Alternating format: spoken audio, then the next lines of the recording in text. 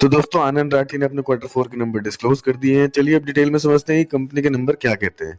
लेकिन उससे पहले एक अहम अपडेट। आज कंपनी की बोर्ड मीटिंग हुई थी जिसमें निवेशकों के लिए अच्छी खबर आई है। कंपनी ने ₹7 प्रति शेयर डिविडेंड घोषित किया है और साथ ही 1:1 बोनस शेयर का भी ऐलान किया है। यानी अगर आपके पास एक शेयर है तो आपको एक शेयर और मिलेगा, सीधा डबल फायदा। अब आते हैं असली गेम पर। नंबर्स डेटा यहाँ लैक्स में है, लेकिन मैं आपको आसान भाषा में करोड़ में सिंप्लीफाई कर रहा हूँ। तो चलिए सबसे पहले बात कर लेते हैं रेवेन्यू की। पिछले क्वार्टर में कंपनी ने करीब 279 करोड़ का रेवेन्यू जनरेट किया था, जबकि पिछले साल इसी क्वार्टर में ये आंकड़ा 221 करोड़ का था और अब Q4 में बढ़कर 287 करोड़ पहुंच गया है। अगर साल दर साल देखें तो लगभग 30% की ग्रोथ साफ नजर आ रही है, जो कि काफी मजबूत है। लेकिन अगर क्वार्टर ऑन क्वार्टर बेसिस पे देखें तो रेवेन्यू लगभग फ्लैट दिख रहा है, करीब 1% की हल्की गिरावट, जिसे हम स्टेबल ही मानेंगे। अब क्योंकि कंपनी जिस सेक्टर में काम कर रही है वहां ईयर ऑन ईयर परफॉर्मेंस ज्यादा मायने रखती है, उस हिसाब से कंपनी का प्रदर्शन अच्छा कहा जा सकता है। अब बात करते हैं खर्चों की। पिछले क्वार्टर में कंपनी का खर्चा था 170 करोड़, पिछले साल लगभग 141 करोड़, लेकिन इस बार खर्चे बढ़कर करीब 215 करोड़ तक पहुंच गए हैं। यानी जहां रेवेन्यू लगभग 30% बढ़ा, वहीं खर्चे 50% तक बढ़ गए, जो कि थोड़ा चिंता का विषय बन सकता है। खास बात यह है कि इस बढ़े हुए खर्चे का बड़ा हिस्सा एम्प्लॉय बेनिफिट्स यानी कर्मचारियों से जुड़ा हुआ है। तो चलिए अब आते हैं जरूरी हिस्से पर, प्रॉफिट।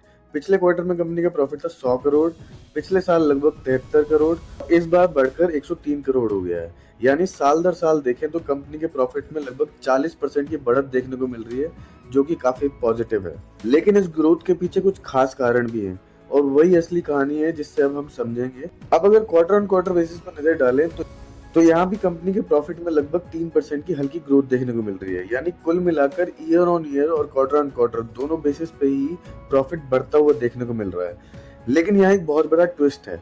इस पूरी ग्रोथ के पीछे असली वजह है अदर इनकम। अगर आप अदर इनकम पर नजर डालें तो इस क्वार्टर में कंपनी ने करीब 68 करोड़ की अदर इनकम दिखाई है, जबकि पिछले साल यही आंकड़ा 19 करोड़ का था और पिछले क्वार्टर में करीब 16 करोड़ के आसपास।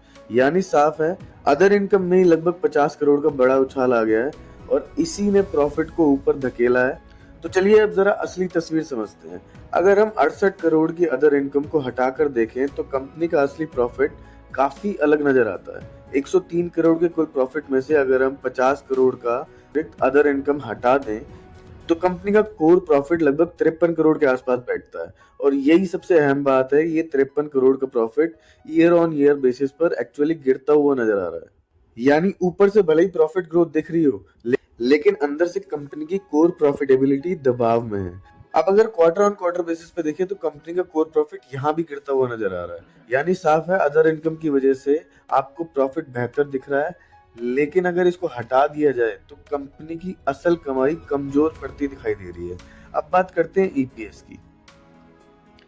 ईपीएस पिछले क्वार्टर में 12.6, पिछले साल 8.86 और इस बार 12.46 आ गया है। यानी ईपीएस में भी ईयर ऑन ईयर बेसिस पे ग्रोथ देखने को मिल रही है, लेकिन क्वार्टर ऑन क्वार्टर बेसिस पर हल्की सी गिरावट देखने को मिल रही है। तो अगर पूरे रिजल्ट को एक साथ देखें तो नंबर थोड़े मिक्स दिखाई दे रहे हैं।